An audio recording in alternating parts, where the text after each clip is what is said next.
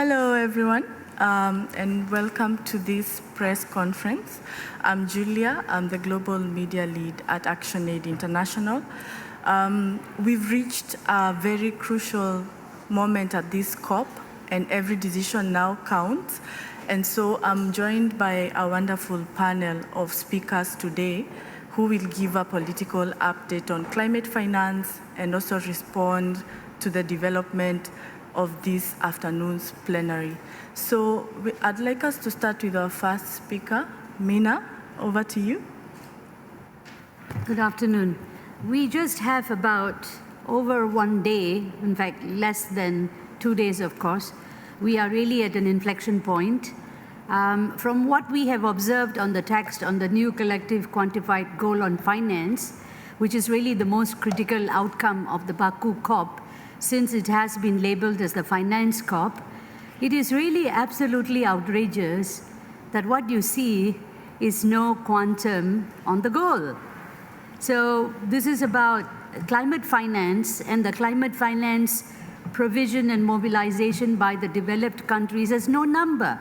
So you are talking about a zero in the text.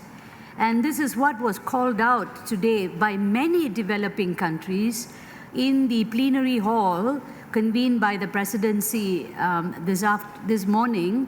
Basically what they were saying is, how can this be possible?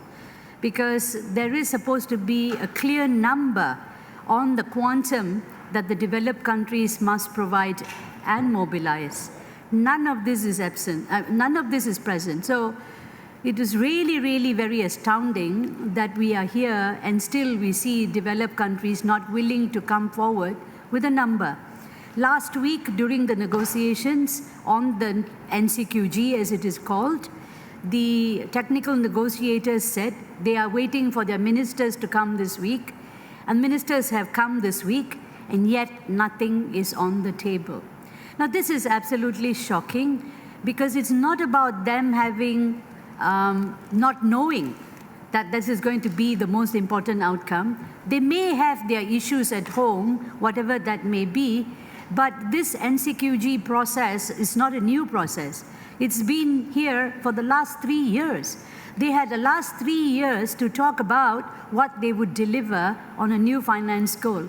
In fact, that 100 billion per year by 2020, if you remember, which was a figure that was plucked out of a hat by the then Hillary Clinton, and that was actually disputed as to whether the 100 billion has actually been delivered. Now you have conflicting reports. The OECD report says that yes, they have achieved this last year, but the Oxfam report clearly shows that what has actually been delivered could be in the order of 20 to 30 billion. So once again, we have a state of smokescreen. It's playing games. We are in a stadium, but this is not a football. So we can't be coming here and playing games and to the gallery to say that developing countries are not doing enough, they're not showing more ambition on mitigation, that they have to do more, when the most important task is to define a goal that would enable developing countries to do the just transition, to do the adaptation, to do what they have to do in terms of the mitigation responsibility, and also how they would address adaptation and loss and damage. So what we are really worried about is that the Baku COP should not be put in this crisis. The finance goal should not be hostage to other processes in Baku. So the most important outcome that we want to see is significant mobilization and provision of finance. What the group of 77 and China has proposed, and this is very important, they have proposed 1.3 trillion per year, and that out of that 1.3 trillion, 600 billion will be core public finance from developed to developing countries. Yet when we come here, those numbers are missing, and what you see is an investment goal, and this is not an investment goal, this is a finance goal. This is not about private sector, and this is not about making investments, because if it was an investment goal, it would have been long time about investments. This is not an investment COP. It is a COP to deliver on the developed country obligations. And the final thing I'll say, there is a big corridor push, and also inside the halls, for the contributor base to be expanded. What they mean by this is that developed countries want other developing countries to contribute to the new finance goal. What needs to be clear is this was already agreed to in Paris. Under Article 9.2 of the Paris Agreement, other countries can do so, but it is voluntary. They don't have a mandatory obligation to provide or mobilize finance for as climate finance. So climate finance is clearly the responsibility of developed countries. They shouldn't be shifting this onto developing countries, and they shouldn't be confusing and distracting what they have to do. So let us not allow them to have the great escape. Once again, they have escaped many times, and we cannot allow them to escape. And we will be watching to see where exactly the gavel will come down. And so this is what we have to say. Thank you. Thank you, Mina. And now we hear from Brandon. Thank you, Julia. Thank you, Mina. We can speak directly to the finance text that we've seen starting from this morning if folks have questions, but I actually want to address some of what was said in the Kurultai plenary this afternoon when the different countries and country groups expressed their thoughts on the new text in front of them. It was very interesting to note that almost all developed countries were mostly talking about mitigation. They're disappointed that there's not more progress on stronger language about reducing emissions and about fossil fuels. Again, as Mina said, this is a finance COP. This has always been the time when we would deliver a new finance goal. And all the developed countries want to talk about is mitigation. That conveniently ignores the fact that the main deliverable here is a target on the new collective quantified goal. It ignores that there's no number from the for that target, as Mina said, less than 2 days from the end of the negotiations. It ignores that developed countries have for decades failed to provide the promised finance or even indicate that that finance might be forthcoming. And it ignores that developed countries are at every turn trying to undermine the kind of stronger finance rules that would give developing countries some reassurance that they can actually implement their climate action plans. Now, just to pick one country in the plenary today, the United States. They had the gall to talk about urgency and the 1.5 degree goal. This is the same United States that has no money whatsoever to put on the table here, despite being the world's largest historical emitter and one of the world's richest countries. It's the same United States that has the world's largest oil and gas expansion plans, as I think Victor will go into after I finish. Now, we said this last year in Dubai at the last COP when the debate was about why we couldn't get stronger language on a global fossil fuel phase out. We all want a global fossil fuel phase out. We know that that is what is needed to solve the climate crisis. But we also know that it's only possible if the finance is provided for the global south. Developed countries are offering only distraction, deception, and gaslighting instead of actually providing the finance and engaging in good faith on the finance negotiations. It's unreasonable to expect developing countries to make massive mitigation commitments when their developed world partners are being so transparently dishonest and unethical. Thanks. Thanks, Brandon. Victor, what do you think? Over to you. Thank you. Hi, everybody. Yeah, I'm going to try in my 3 minutes to make 3 basic points. One, just my overall take on the state of play. Secondly, I'll try to give you some examples about where we see blockage by the Global North in the tracks of Mitigation Work Program and the UAE Dialogue, NCQG. And then lastly, a way forward, what we need to see to undo the deep distrust and move with some kind of breakthrough in Baku. First of all, as far as the state of play, it's like, as always, COP29, we're seeing the same dynamics of developed versus developing countries. But now in Baku, we're seeing what we're calling, Mina referred to it, the great escape from finance.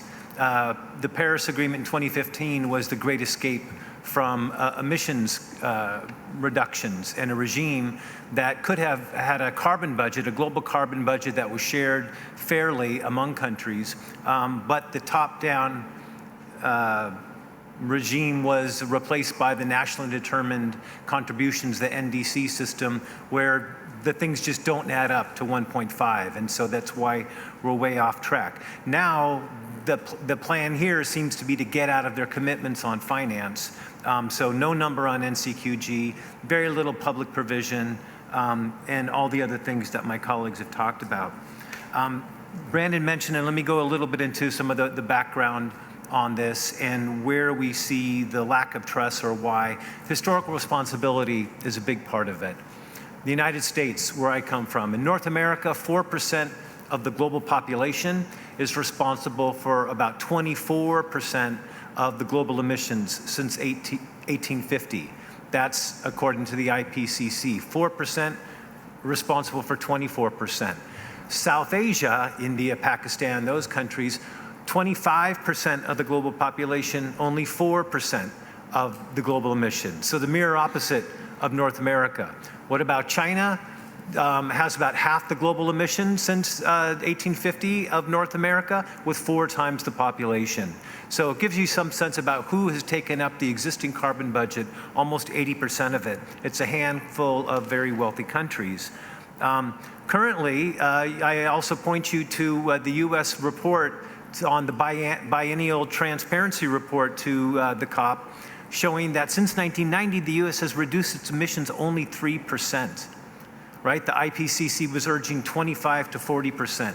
The US reported the reality was only 3%. So very dismal record. Also, current US oil output has hit a world record. We now produce 50% more oil per day than Saudi Arabia or Russia. Everybody, let me say it again, 50% more than Saudi Arabia or Russia. People don't know this. That's what a big oil boom the US is having. Drill, baby, drill was, of course, the mantra that President Trump wants to bring back. And then lastly, in terms of planned expansion, the US isn't done. They still want to expand their LNG exports, liquefied natural gas, by 200%. That is more than all other countries combined. Yeah, so if it sounds crazy, it's because it is. And yet they have the audacity to come here and say they want other countries to be more ambitious. They want more mitigation. They're blocking NCQG, or they're saying they haven't put a number forward there because they're dissatisfied with the mitigation discussion. There's no ambition in the mitigation discussion. Countries need to adopt 1.5C as their North Star for all decision making. Well, the US needs to take this into account back home before they have any accountability or credibility in this process here. And then also just a word on the Saudi situation. The US is flooding the market with such cheap oil, bringing the price down. Countries like Saudi and other oil exporters who are dependent on that one commodity have lower income they need for their transition. Saudi Arabia has been forced to go to the debt markets to borrow for its diversification. So they're in a box. They come here, there's no finance on the table. You wouldn't be surprised why they wouldn't want to do more or even have the discussion about more mitigation. Is that my 3 minutes, probably? Yeah. Maybe just the way forward is we call on the US, European Union, and the UK to drop this posturing, to stop pretending they're the champions of the climate and bullying others to be more ambitious and to show their own ambition at home, to drop paragraph 28 from everywhere in the text where they want to, and put some finance on the table, stop trying to dilute the responsibilities, and that's the way we move forward. Thank you. Thanks, Victor. Very interesting numbers there. And now we'll hear from Mariana. Thank you very much, Julia, and good afternoon. I guess we heard very clearly that we need in this COP scaled up finance from developed to developing countries. However, any big quantum which is not on the table will only be meaningful if the quality is secured. Any big number without public grants-based finance will be completely inadequate. Therefore, it has to be on the center of the narrative of what we're trying to achieve here. So remembering the NCQG is really about developed countries fulfilling their mandate under the Paris Agreement and the Convention. And their refusal to do that, because up to now we don't have a quantum even 36 hours, before the end of, or 24 hours before the end of these negotiations, reflects how, to some extent, they're shifting the burden of the provision of the finance to other sources, and especially using or trying to use the private sector to foot the bill. But one thing we have to really remember, that it has been a distraction, because it shifts the burden of that obligation that they have to provide the public finance. It's a reverse of narrative, and it's really perverse and morally wrong, because what will guide finance is profits, not the needs of developing countries, especially those communities who are most marginalized. And we know that only parties, only governments are accountable to this process here, not the private sector. So any big figure without that quality, again, I repeat, will be meaningless. And we know that private sector finance is limited for mitigation, inadequate for adaptation, and completely inappropriate for loss and damage. So if we lock in a very low quantum, largely based on private finance, we risk for the next years to come to have the wrong conversation about how developing countries, what you have to do to attract that investment, and not about developed countries paying their bill. So it's a reverse of narrative that really leaves all the justice and the equity behind. And that's why, and we know that all the attempts to make bankable projects, for example, de-risking activities have been proven woefully wrong when it comes to climate needs, especially because there's no profits to be found in a number of those activities. So all of this narrative is something that we don't want to see here in the UNFCCC process, is what economist Daniela Gabor call the Wall Street climate consensus. What we need to achieve here in Baku is to bring back that responsibility that put needs before profits. This is what really at stake, and this is how we will judge the success and the failure of these negotiations. Thank you. Thanks, Mariana. And now we'll take questions from the audience. Are there any questions?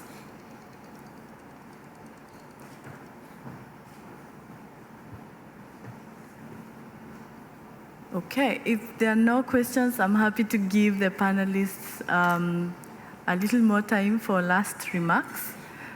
We can start with you, Victor.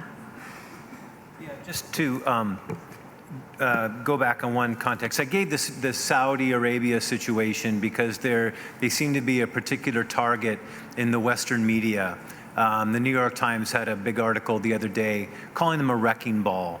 And so I think it's important for folks to understand, to look at who is actually blocking here, and based on the past activities in the COP space and what's going on in fossil fuel markets. The US continues to permit more infrastructure, more leases, giving the signal to investors that it's okay to expand. Ever since Dubai, they were there telling countries North Star 1.5C for all policymakers. Right now, the President Biden, I'm sure, and the whole negotiating team of the US is considering his legacy. That probably could be one thing that they're trying to salvage here and make him a climate champion.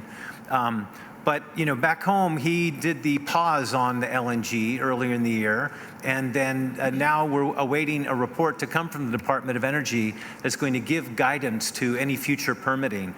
This is where their 1.5C rhetoric needs to be grounded into policymaking. If they were to go by that one, there would be no more permits for the fossil fuel infrastructure granted by the Department of Energy. There would be no more leases for fossil fuels granted by the Interior Department. So those are the sort of concrete actions. Or in Paris this week at the OECD, there is a deal on the table for the OECD countries, the rich countries, to end their fossil fuel subsidies to the amount of $40 billion. And we understand it's the US and South Korea, two of the most vocal voices in the mitigation work program discussion, calling for more ambition, accusing developing countries that they're not stepping up. Those are the two countries blocking the ending of subsidies for a fossil fuel subsidies deal in the OECD. So I just wanted to give a little bit more context and some current examples. Thanks, Victor. No, I also want to say that there is a lot of confusion over this number on the quantum that the developing countries have put in terms of the 1.3 trillion per year, of which 600 billion is supposed to be core public resources, and the balance to be mobilized by the developed countries. Now, the point here is that that number was actually based on the needs of developing countries, based on the current implementation of their NDCs, which is up to 2030. And a number of those NDCs, the nationally determined contributions, are mainly about scaling up renewables and other things. Now, it's not about the trend, the actual phase out that many people are calling for, whether it's the phase out of coal or whether it's the phase out of fossil fuels. If that was the intention, then 1.3 trillion is peanuts. 600 billion is even much more. What do you call half a peanut? So if this is the kind of peanut finance that we have on the table, and you want developing countries to take a lot more ambition, then we cannot live with peanuts. So this is not, we are not monkeys here waiting for peanuts. And this is really, and this is not charity. This is not ODA. This is a climate debt that the developed countries owe to us. 4/5 of the carbon budget has been exhausted, as what Victor was saying. So in a climate-constrained world, if you have taken up so much of the budget, you should be paying for it. In fact, many of the global south, we all are saying, pay up 5 trillion as a benchmark. This is nowhere where this amount is enough. So I think you do need to understand that this is really not about begging or charity. It's climate justice.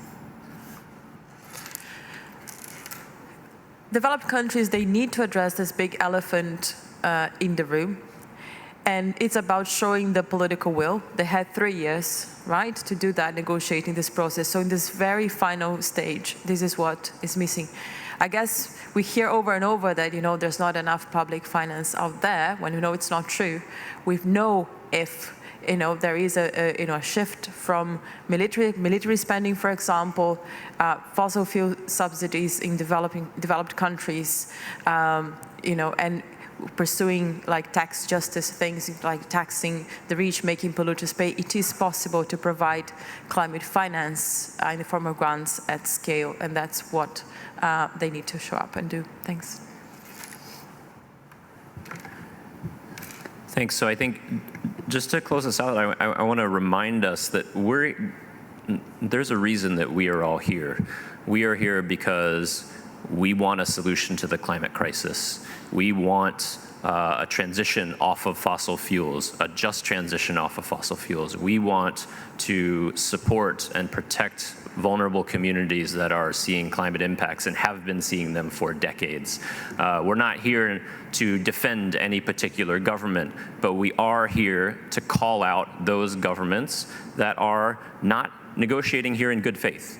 And I think that's been the case with the developed countries and their obligations on climate finance for many, many, many years. And we're seeing it come to a head now when they're saying, look, we're in a crisis. We are almost at 1.5 degrees right now. We need mitigation right now.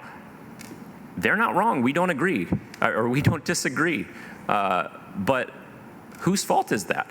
Why are we in this place such that we need such urgent mitigation from everyone around the world, including those that had no role in causing the crisis. It's because of the intransigence and the inaction of developed countries. And they're the ones that need to step up and lead to solve this problem, and it starts with climate finance. I'd like to say one other thing about the US. I sit in the negotiating halls with my colleagues and we track the negotiations. The US is acting as if it's going to remain in the Paris Agreement. They sit in the halls and they have the audacity to talk about increasing ambition and to delete every reference to the means of implementation of finance. They're going to walk out of this COP next year. They're not going to be here.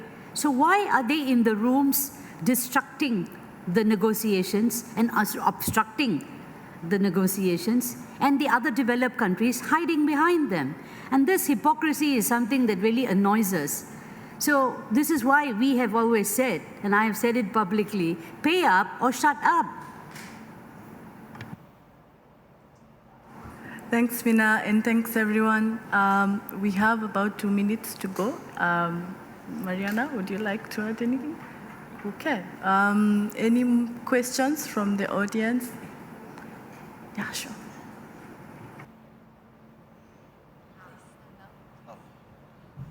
Yeah, sorry, I'm Peter Simpson from World Animal Protection. 1 minute, very quick question then. I'll have to really sum it up. Why or how can you cut through? Why are we sat here listening to this distress? What does civil society need to do to cut through? And can it cut through?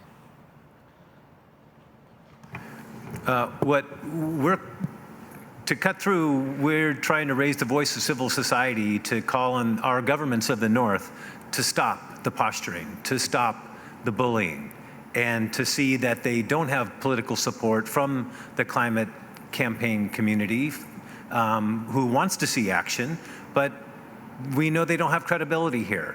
So they seem to be posturing at home, and we're calling them out. And the role of the media, we hope, can help carry this message to the audiences at home so they know they're not going to get away with their great escape.